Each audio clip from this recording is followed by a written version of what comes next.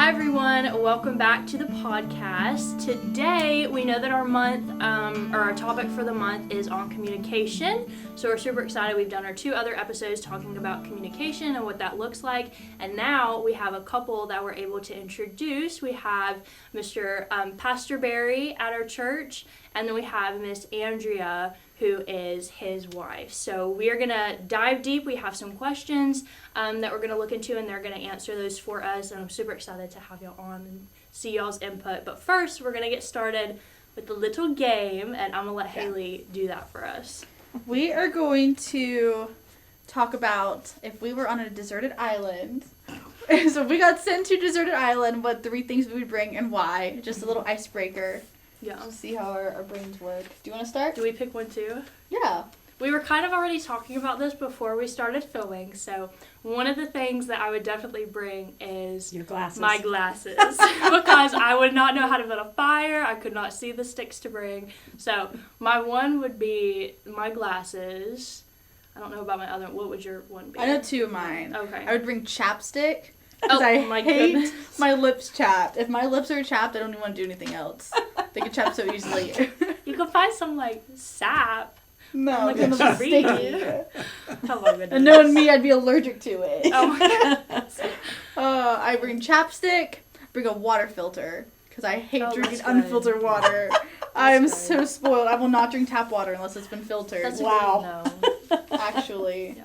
I don't know What if my about dad y'all? would be just yet. You 2 are young, aren't you? You've not Yes. had to tough a whole lot of things yet. I mean, I would run Hey, barefoot. the glasses is practical. Listen, Yeah. I would That run was barefoot in the neat. woods when we lived in Alaska. Not a care in the world. But don't ask me to drink tap water because it tastes gross to me. Every time I go over to the house, you drink tap Oh, water. goodness. I was No, I still- was in the oh, you do the fridge. fridge. I do the water in the Oh, fridge. that's right. Never mind. Because you tried to give me the hot chocolate with the tap water that one time. Oh.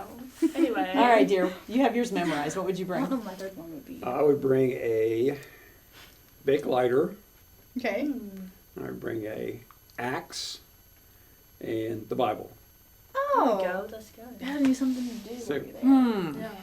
And I was going to say chocolate. I'm not sure how long it would last on a deserted island, but I would definitely want some chocolate. Mm-hmm. And then probably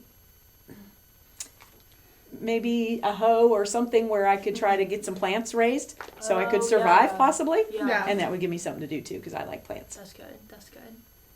I need 2 more too. I don't know what my 3rd one would be. Part of me wants to say sunscreen because I burn so easily. Oh my goodness, you would not stay alive. Or at least aloe vera Ow. maybe, but maybe I could just hope that the island has I aloe would vera bring like plants. packs of dried meat.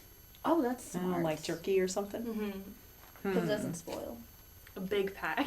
of Multiple dried packs. meat. And then an inflatable raft Oh. to get back. Well, I can't swim, so if I end up on an island, I'm stuck there forever. Oh, no. There's no hope. Oh no. Oh, no. And he could swim away, probably. Yeah.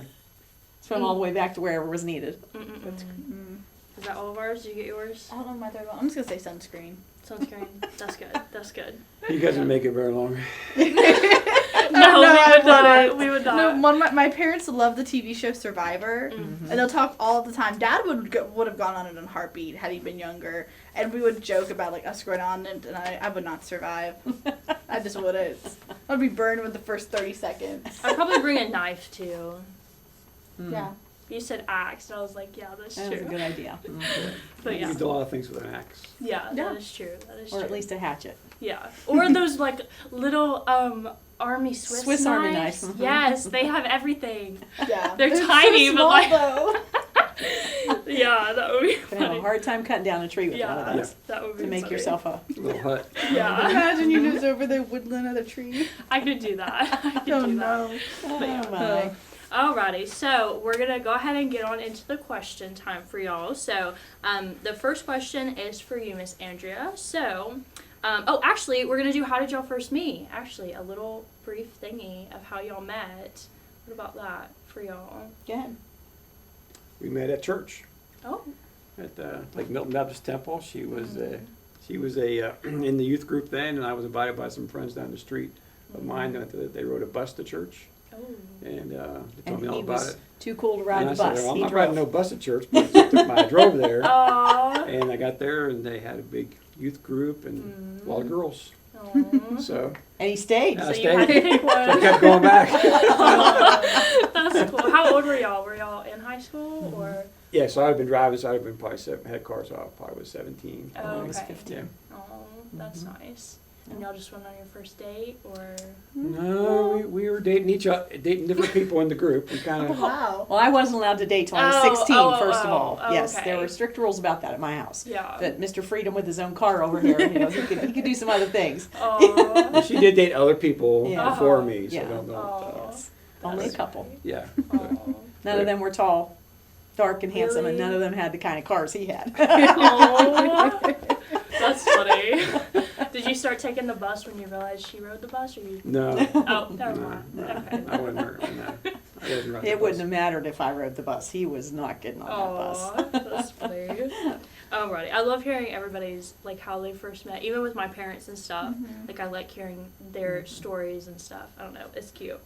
Alright, so the first question we have for y'all is on the topic of communication that we're talking about this month is what makes communication in relationships difficult? That's my question, right? You're welcome to answer it together too. Okay. Well, I made some notes because I was afraid I couldn't stay on topic, but probably one of the hardest ones over the years, we've been married now 44 and a half years, and one of the toughest things to make communications work is schedules. Just being, I don't know how people survive that he works all night and she works all day, and they don't even see each other. I don't know how you communicate that way. I really don't. And another thing that makes it difficult is just that we're wired differently. We think things differently. I was talking to one of my sons when I was in Pennsylvania just last week, and he likes to use the word, Pastor Dean did a whole series on this, perspective. And he's got issues and things with work and things with, building a business and a home and 3 kids. And, so depending on who you're talking to, they've got a different perspective. So we like to joke at our house that when we do math, we both get to the same answer, but he does it differently than I do. Oh. Yes. And he'll tell you that. And I don't always use the calculator, and he never needs a calculator. So it's just amazing to me. But we're just wired differently, so you have to find ways to communicate Yeah. in a way without ranting and raving. That's really good. And the other word was perspective, just, that people look at things differently. So just because something bothers me and I think it needs to be brought up, it doesn't necessarily mean that there's really anything wrong. It just may be the fact that I look at things differently. Yeah. And then the other thing that probably we all fight is just being selfish. It's not all about me. As much as I want to, the shorty wants to get on top of the stairs and, scream from the top of my lungs and, make sure the whole world can hear, this is what I think. That's not what it's all about. Yeah. It's really good. Do you have anything to comment? Well, I've a couple of things. Of course, we got married young and not knowing a whole lot of relationships and things like that. But I think probably one thing we've always been was honest with each other. And I don't know of any reason why either one of us can't trust each other. Yeah. And so when you say something, you're serious about that. When you say it because you earned their trust and you haven't lost the trust with them and you've been honest. So it's easy for us to have our conversation to change things can be quick because we both trust each other that we're gonna if there was something I wanted to approach with her, I know she wouldn't take it like I'm trying to be the overbearing husband. Yeah. Whatever, she wouldn't think that because she knows that's not how I think about her. It's not how I treat her with everything else in life. And once you lose that honesty and that trust with each other, it's hard to build that back up. Yeah. And I think that's a key because sometimes communication is just silence and actions.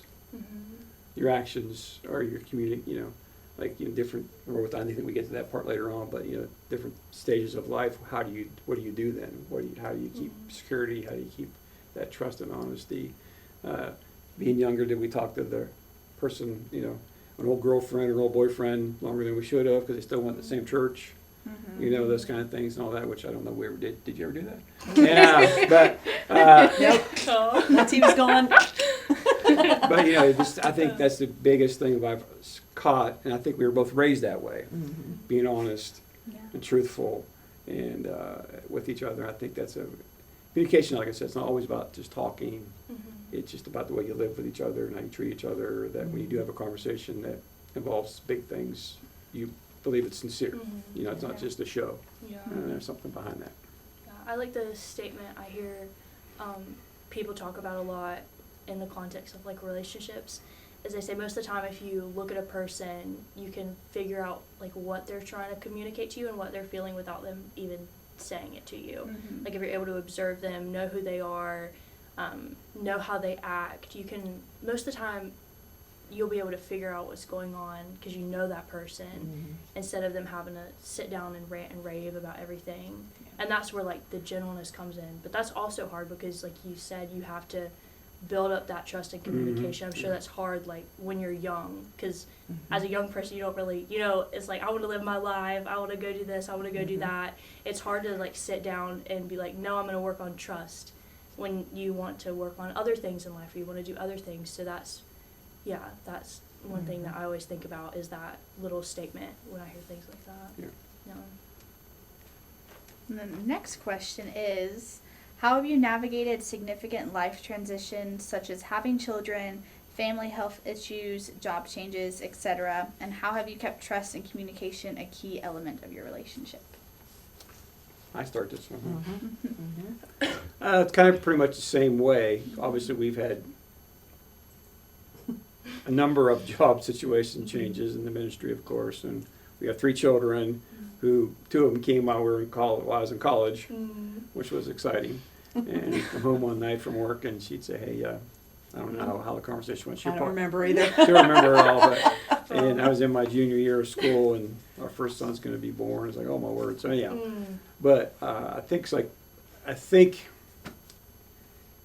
again, you just talk about what's going on. Like when I graduated that following January, she was pregnant already with the second son who came in April. I'm done with school. It's time to go to the ministry. What are we going to do? Well, we started putting feelers out. We kept my job and kept looking for places to go, whatever. And I think one of the key, I don't know what she would say is, but I think I've always tried to make sure that her input was very important to me and was top notch in our decisions. And if she had ever even said, I don't think we should do this, and because I want to do it because I was selfish, I wouldn't do it. You know, you got to learn to give and take. And I think I've learned that the hard way as a teenager because my dad was sick 4 or 5 years. He died when I was 15. I saw my mom have to go to work, try to finish raising two of my brothers, and then help finish raising my brother, my younger brother, and I. So I think I learned a lot about relationships and things because of going through that as a young teenager. That I think. Plus, the other thing is, I know the world won't believe this, but we don't argue. And one of the reasons why I don't argue is because I won't argue. I'm not. I just years ago I decided I'm not going to argue. It makes no sense to argue. No one ever wins. No one ever. You know, there's always you both lose, and you got feelings. You know, all those kind of things. That doesn't mean we don't talk out our issues. Don't mean if you stay quiet, we don't keep it in because that's worse. But we don't have to argue about it. And when you don't have to have your own way in a relationship, you know, it's so important. I know people find that foreign, and it is foreign. But example, her dad, he liked to argue. His whole family liked to argue. And he had a temper. So here I am, at that time, this 19-year-old, 18-year-old kid coming into her life. Her older sister had just got married, and it was a very rough relationship as far as her parents are concerned with him, with who she married and whatever. We won't go into all that today. So I knew all that, even as a young guy. So I come along, want to take the second daughter away. You know, and I'm sure he's worried, and what's this guy going to do, blah, blah, blah. Well, he tried to not really entice me in an argument, but he would poke me to see what would happen. And all I did was show up at their house to see her, obviously, but I worked with them. They're in the garden or working on the car or doing something in the basement. I'd go over there, and Chris said spending time with her only. I was busy involved doing what they were doing as a family, and I would argue with them. And He hated it. And her dad didn't like that very well, but I just don't see. It doesn't mean you don't discuss things. Doesn't mean that you don't fix problems, but you don't have to argue about it. You know, and I just soon walk away from argument and come back later when we're all cooled off and talk about it. But I think it's one of the things as we've gone through transitions from place to place, You know, we've been a number of places in the ministry. Each one of them we had to make a decision, you know, and it was pulling the kids up again and moving on. And I think the kids kind of like that stuff, to be honest about it. New adventures. Yeah, I don't think they're really that big about it. But one of the things I think that, I'll say from the man's side point of view, is that I let her know that no matter where we ended up at, we would be taken care of. And could give you a number of examples, but when we picked up and resigned the church and moved down here, I thought I had a job. By the time I got down here, I didn't have a job. I didn't have a job. Period. Well, period. No job. You know, and here I am, you know, in my 50s and don't have work and whatever, and I did what you probably shouldn't do. But I kept telling her, so we will be fine. I'll start a business. I'm pretty handy. I'll do something. And I tried to look for a couple weeks for other places. Nothing worked out, so I started a business. In a few weeks, I was working, and within about 2 months, I was working full time. But it wasn't so much for me as it was for her, knowing that, hey, he's going to make sure we're okay. We picked up and moved, left some of our kids and some of our grandchildren, and moved to a different state. But that security, I think, I'm hoping, even in the ministry, where it's not always security, I think I've tried to make sure she understood that I'll do whatever we got to do to make sure we make it, you know, security-wise. And that's how you transition through these things, you know, with your kids and with her, whether it's health, whether it's a job, or whatever it may be, or ministry. It's like, you're going to do what, did I want to start a business? Well, it was a headache. I really didn't want to. I enjoyed the work part, but the business part's a headache, you know, and, but it's what we had to do. Yeah. You know, and I needed to make sure she knew that, you know, we were going to, and we've always made it. We weren't married a month, and I got laid off from my job. Wow. Just got married, and she was the church secretary at our church, and it was just, so I found little things to do to earn some money. Then in a few months, it was a seasonal type thing. Someone got called back to work and whatever. But you got, you give a security of, and I think I saw that from my mom. You know, what's she going to do? You know, loses income from her husband. What's she do? She goes to work. You know, and makes arrangements for the kids to, you know, be taken care of and all that. So, big thing I think is just whatever you got to do, security. You know, and health situations. We've had a couple of those, and we're going to be facing one here in the next year or so with me. And I don't know what's going to happen, but it's going to be all right. I'll make sure that if something happens, you know, we'll make the right decisions. That she'll be okay. You know, whatever.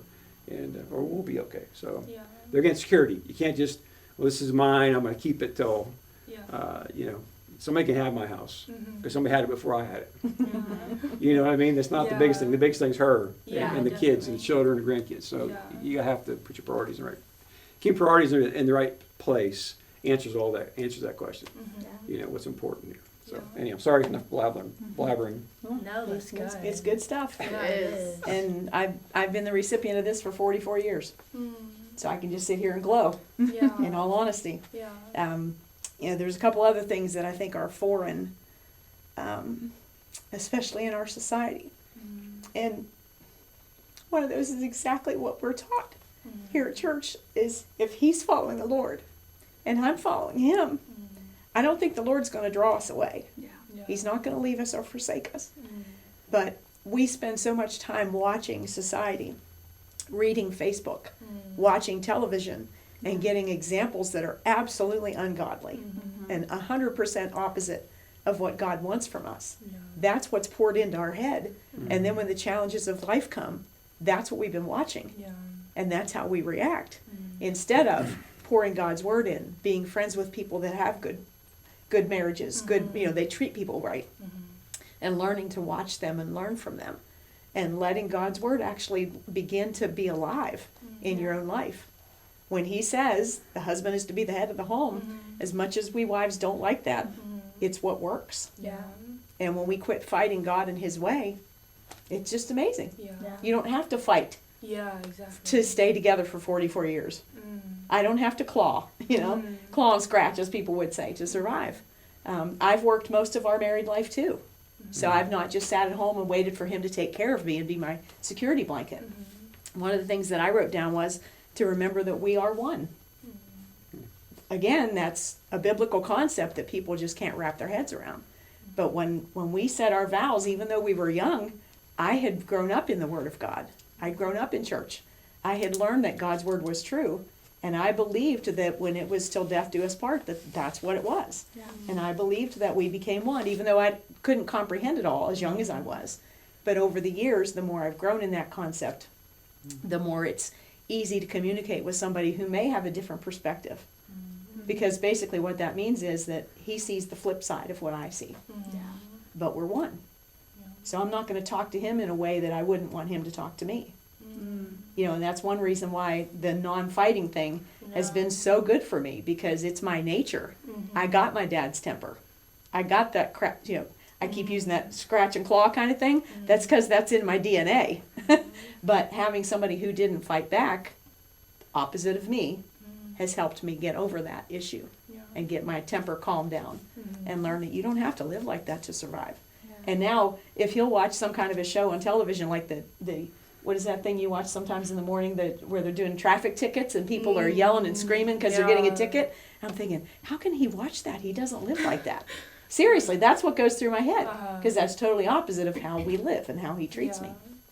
So when you say till death do us part and you become one, you do become one. And if you don't learn to think that way, you'll treat each other like they're your sibling instead of your spouse.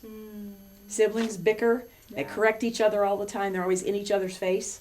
And I see so many couples that it just blows my mind. Do you want to spend your whole life with somebody constantly correcting you? As soon as you say something, yeah, they're right in your face. I don't want to live that way. But that's what I see. So he's my spouse. He's not my brother. I didn't have any brothers. I only had 2 sisters. And he had no sisters. Oh my So boy, did we have a lot to learn when we got married young. Yeah. Oh, yes. Oh, yes. Yes. And then God gave us two boys and a girl. Yes. So, oh, goodness. And then the other thing about make sure you pick the right time to discuss things. Hangry is not a good situation. Yeah. You don't pick hangry time to talk about something that's very, very important. Make sure the meal is good, it's over, and things are cleaned up and things, then you bring up, if there's something, touchy that needs to be talked about. But honestly, if somebody's so touchy that you have to be careful when you choose to discuss something, that's kind of scary too. And we know each other, so we know when it's a good time. I can see when he walks in the door if he's having a good day or not. And he knows by the expression on my face, oh boy, everybody unloaded on her today. So you learn to read each other, and you know when it's a good time and when it's not. So it's not all about me. If it's not a good time, then it can hold off. The situation's not going anywhere. So, I'll just wait till it's the right time to discuss it.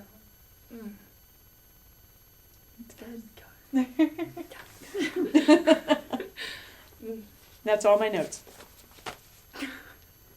Okay, that's my question next. Yeah, I think. Okay, this one's for the both of you guys. How do you ensure you're both heard and understood in your conversations? We joked about this yesterday. Say it a little louder. Oh my goodness. That was the joke. That sounds like something my papa would say.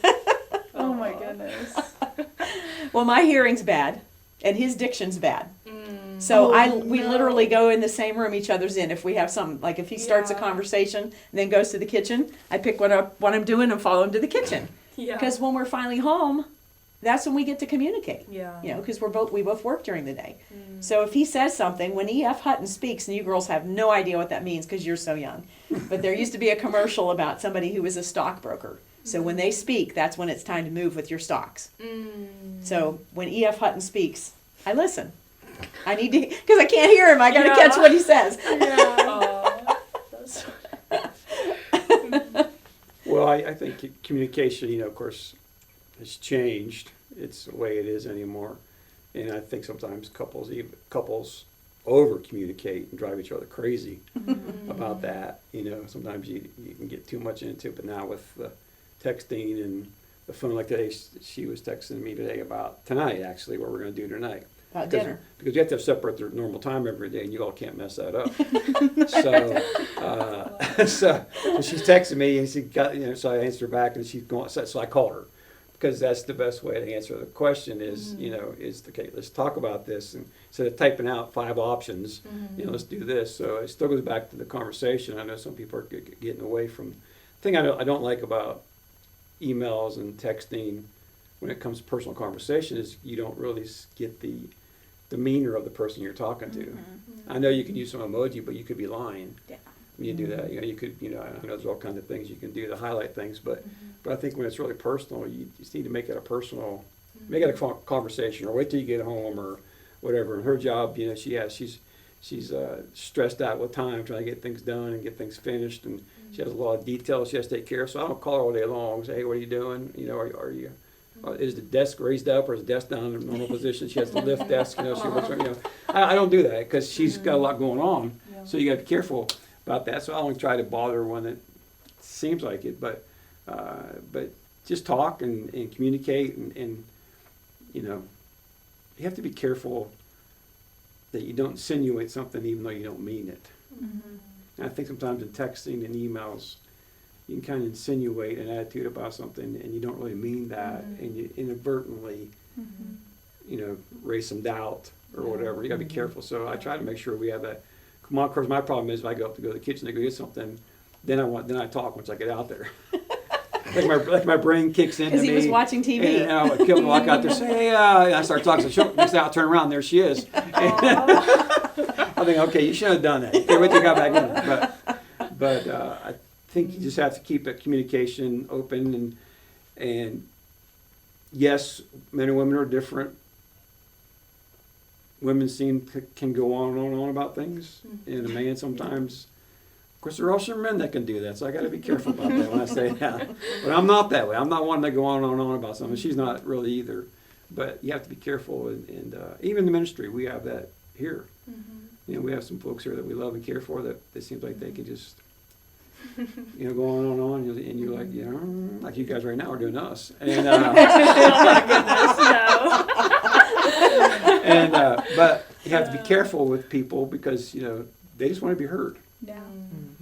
And I've said this before. I think I said this. I don't know if that's not a priest or was on Brotherhood. I said she has all these numbers and all these letters that she quotes and spouts off because she works them all day long, and she's telling me about her job, whether it's complaining. HRAs and HSAs and she goes on and on and on. I have no idea what that means, nor do I really care what they mean.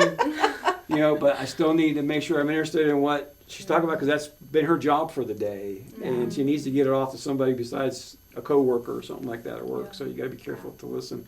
But we don't spend all night long catching up from the day either. Even though I think it's good that we both have jobs and we come home and we can talk about the different things that happened, in the job. Those are good too. But we don't spend all night doing that. Yeah. Of course, then when you get older, you find out you come to shutdown time when you really can't talk anymore. Your body just says, okay, that's it. And you may say something you don't want to say because your brain's not thinking, but anyhow. Yeah. And that's something else that comes with time and learning to read each other. Yeah, and it's correct. It used to be she was the morning person. When she woke up. So did my mouth. My mother would say Yes. that. That's me. Yes. Her mom even says to me, still says to me, she says, Barry, I don't know how you put up with her for all these years. Because she's, and it's funny because her mom can do the exact same thing. My mom. Yeah, but it's really funny. But that's who she is. That's her personality. That's who she is. It's who I married. It's who I loved. So it's easy. And I think the biggest thing is really true love. Does cover a multitude of things that Sins. well, That's the word in the Bible. that does cover relationships. I love her, so I really don't care if she goes on and on.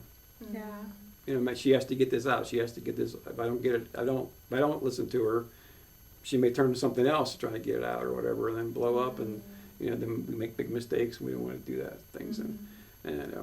But in the Murray family, is my aunt reminded me this a couple weeks ago. I talked to her. Murray men don't talk Much. In fact, my older brother, shouldn't say this because this will go out in the airways, but my older brother's daughters said to me one day, he has 2 daughters, and they were teenagers. He said, Uncle Barry, what can we do? Our dad won't talk. And my brother Bob was kind of quiet, and it still is, by the way. But anyhow, and I'm the same way. So I have to make myself be the open person for our relationship, not just keep everything quiet.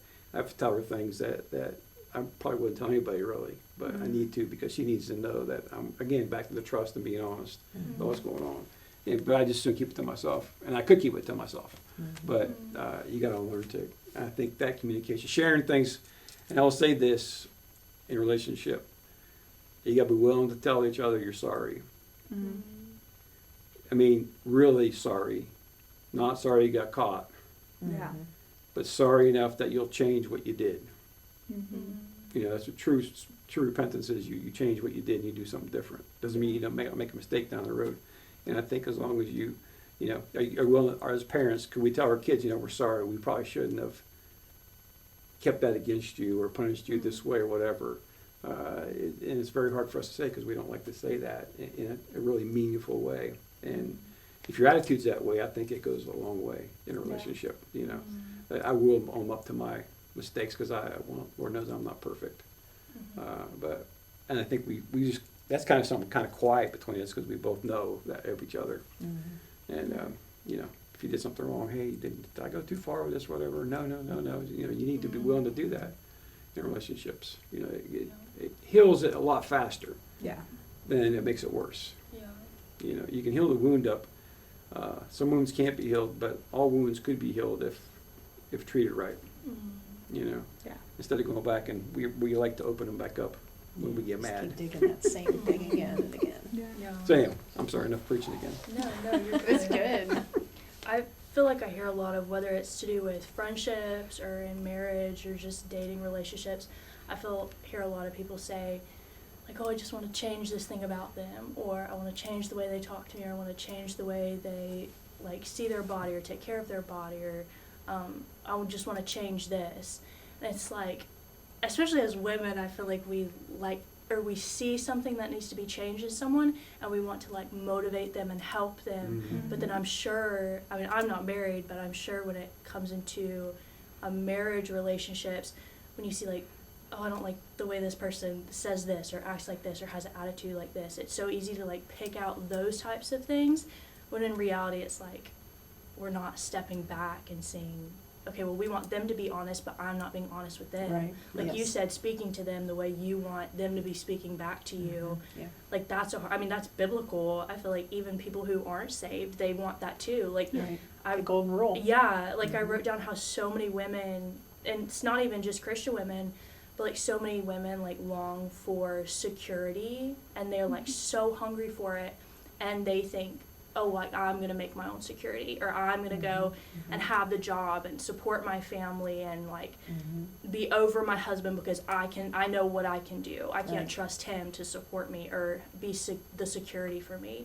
So I feel like a lot of women, they crave security, but they don't know where to look, because to be submissive, it's not a bad thing to be submissive at all, but it's, you have to humble yourself, like, as a woman. Like, we want to take control and we want this way, but then when you do be like, well, the Lord created me to submit to my husband, like you said, it falls into place. Like, that's how it's supposed to be. Yes. But I'm sure that's hard. Because, like, Mhm. Dean's talking about how you have to die to yourself, Yeah. how you have to pick up your cross daily, and I'm sure as a wife, that's something, like, Daily.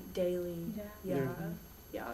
Which is, there again, if you're in the Word of God every day, Mm. instead of just getting a teaspoon on Sunday, Yeah, Yeah. true. you know, it keeps it alive. Yeah. And then the Lord can speak in your own heart during the day. Yeah. You know, oh, how's your attitude there, honey? Yeah. Yeah. Yeah, exactly. Don't be worried about him. Go walk in the bathroom, look in the mirror. Yeah. Let's take care of the person here. Yeah, exactly. Yeah. Yeah.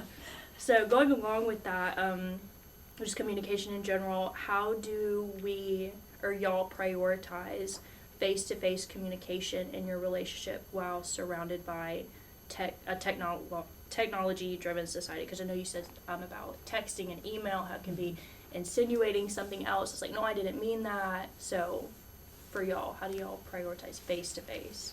Well, like that conversation today, I started that with a text message because I know that he's all over this property. Mm-hmm. So I don't know that he's available at that moment for me to call him. So I usually start the conversation with a question on a text message, and he knows that I'm at my desk and that my phone's right there. Yeah. So whenever it's convenient for him, he can call me back Okay. or text me if it's a simple answer. Either one is fine. Mm-hmm. But we've had a rule at our house for years, and it's a joke when our kids are there because they're adults now and they don't answer to us anymore. But no phones at the table. Mm-hmm. When you're at the table, it's time to eat and talk about things. Mm-hmm. Mostly eat. Yeah. Yeah, mostly, So that's just been something that we've done, Yeah. and we've been fascinated over the years now watching couples who go out to eat, sit across the table from each other, and never speak through the whole meal. Yeah. They all both got their phones out. Yeah. Yeah. It's like, did you guys even come together, or did you just, I mean, why didn't you just go to other restaurants if you really didn't want to Yeah. be together, you know? Yeah, exactly. That blows my mind. Yeah. I think that goes back to the problem that we have with relationship is that we don't know how to communicate. And maybe there's relationship issue, maybe there's a problem going on, so we just go, even because we're supposed to go and eat, but there's something wrong that we're not willing to work on and identify it and talk. Now, we may go out to eat and let's say, 5 sentences to each other because While we're eating. while we're eating, Yeah. but doesn't mean we haven't talked or communicate. And then I think the danger of any relationship is when you become so familiar, and I've said this for years and years and years because it happened to us, and this can happen to your friends, that you hang around so much together, you begin to talk about things and talk about people and you make things up just to keep conversation going. And before you know it, you're in the verge of, it's like gossip or making up whatever it may be just to keep a conversation going with friends, or it may be. And we learned that, we kind of got hurt by that many, many years ago and learned that the hard way. So you got to be careful. You don't have to always talk. Yeah. It's a matter of being together, but there needs to be, you need to be able to talk, and then I think talk about things that really matter. Yeah. She likes the flowers outside. Well, I really don't care too much about the flowers. I cut them back for her. I do what I got to do to help her do her job. But so I have to listen to the flower stories. Did you see everything that's blooming out there? Oh my goodness, they're gorgeous. There's da-da-da-da-da-da-da. And my thing is, you see that one blade of grass that wouldn't cut for me and finally got cut. That's my story. But it's I think sometimes couples over communicate so much because that's the rule to a happy marriage. And I'm probably getting in trouble for this. You don't always have to say you love your husband or wife every time you walk away from each other or hang up from each other. But the couples that do that, I'm not preaching against that. Yeah. But it becomes just a formality then. It's not really the sincere love that you should be shown. Love is love's an action that should be shown, not necessarily said. Not that we don't tell each other, we love each other, but it's not a part of our Love you, bye. Yeah, Love you, bye. I think it's more of a greeting or a, Yeah. or leaving. So you gotta be careful you don't get caught in that, because the same thing saying you're sorry about it all the time, you don't do anything about it. It's the same type of thing. I think your conversations need to be sincere. They need to be, again, honest and truthful. So when you do communicate, you have that communication and it's open. And ours are fun. And generally, They are. We laugh a lot. I try to make them, We do. We laugh a lot. That's good. yes, I'll stop. I better stop. Life's difficult enough. If you can't laugh at home, Yeah. it's going to be rough. Yes. Yeah, that's true. Yeah. And I may go home, and she did something really wild in the house. I'm thinking, to myself, saying, why did she do that? Well, okay, I'll find out about it later, So I got to be careful. What's going on in here, because we get used to having things our same way. But but that's not what really marriage is all about. It's her house too. She helps us have the house we have and all that. So you got to be careful that you don't get, She may say, well, he's going to buy another truck again. Why is he buying another truck? Well, she knows that's how I am, but not that I am, but communication is so important. But we got to get away from the electronic world. Like she's on Facebook, I am not. Man, that's a choice. First of all, I don't anything else. I got to figure out how to do it. I don't mind texting. I got on a computer. I can find something. I can do what I got to do. But she already gets the information from her family that I need. So why do I need to go do it myself? She can keep me up to date, and that gives us another point of conversation. Hey, so and so's doing this, or your uncle's doing that, or your my aunt's doing this, or whatever, and it kind of gives us a reason to have to talk about that. She shares, or I can say, well, did you see that? Yeah, I read that. Leave me alone. Yeah, no, that's true. Yeah, I saw that. We don't want to. Like yesterday, I think she asked me about the questions. You see the questions? Yeah, I saw them. Well, I didn't tell her tomorrow. I took a picture of them and I brought them. I came to church and I printed them. I knew he would be prepared. Yeah. I was just making sure that we were both ready. But I think the same thing we talk about all day is really the same thing. Is treating each other with respect. being honest, being truthful, and you don't have to have a conversation just because you're together. What do you call that? Comfortable silence. Yeah. You can just sit in the car and enjoy the ride and enjoy the circumstances, the surroundings, and you don't have to be Yeah. constantly on edge about a conversation. Yeah. Mm-hmm. Like using empty words. Yes. Yeah. Yeah, I think that once you make a decision, as a couple, you make a decision, you should just let it go then. Once it's done, let's just go on to the next thing and quit trying to go back and rehash it, just for conversation's sake. Because again, you're going on, they're just empty words. You're just going on, it's wells without water type thing. And once you made a decision, go on. And we live with whatever. So it's like our kids, growing up kids, I told them, I said, look, we're not going to argue about this. And this is not what Murrays do. And the conversation's over. And that's exactly how it went. That's exactly how it went. It's just not how it's going to be. We're not wasting conversations on foolish things. So, and I only did that once or twice, and then it was all good after that. But there again, that's communicating. We're not going down this random road of foolishness because of whatever reason in your little teenager mind is figured out. We can talk about this way, and not being mean or cruel about it, but just saying it's just the way it is. And the kids all know, even today. Dad says something. The foolishness is all done now. Dad said this. But that's just something that's ingrained in them. I think that's the same with us. When we get done, we're just done. We go on to the next thing. So anyhow.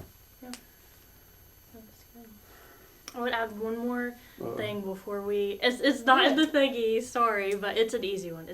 I think we asked our two other couples that we had on here, and I think even when you were on the podcast, I think we had said something about it. If there was like a young couple about to get married, ready to get married, and they were wondering things about communication, what's like one little like snippet or a little blurb that you would be like, you should know this one thing. Of course, all the other stuff as well, but for a new married couple going into... Don't do it. Oh, no. I just actually put this in a comment for somebody's RSVP not long ago. I said, make sure that before you say till death do us part, you really mean that.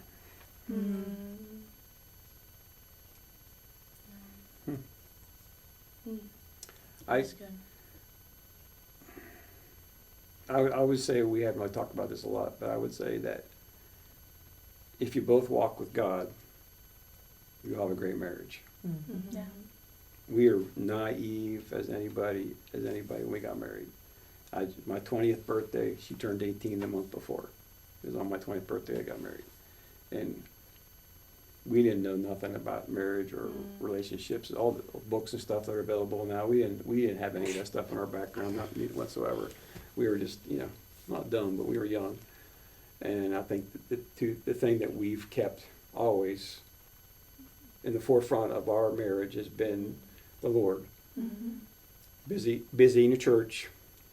We stayed busy in all churches we went to. We stayed busy even the ones we weren't in the ministry with. We were busy. Came here.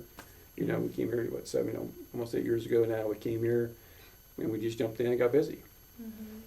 Before he was on staff. Before I was on staff, it was a couple of years before that. So you just need to stay busy serving the Lord. I think a lot of these things that you have, relationship with your with husband and wife, will be taken care of because you have it centered on the right thing. Yeah. And if it's centered on something else, there's going to be a problem down the road. Yeah. And I didn't know this till a couple years after we were married, that I talked to her about going off into the ministry. And we had a house. I said this before, had a house, had a dog, had a truck, motorcycle. We were looking for a second house. We bought the first house, fixed it up. We're going to buy a second house just in our 20s.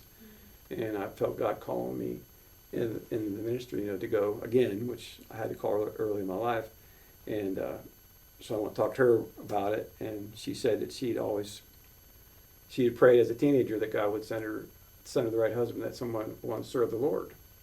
We never talked about that until 2 that years time, into our until marriage. 10 years of our marriage. We're in our marriage, and we talked about that. And it's like, well, why did that happen to fruition? Was because both of us independently were trying to serve the Lord. We were busy in our church. As young people, we were busy serving and whatever. I think that's a key thing. I know people think it gets in the way, but you put God in the center, everything else works out. Yeah.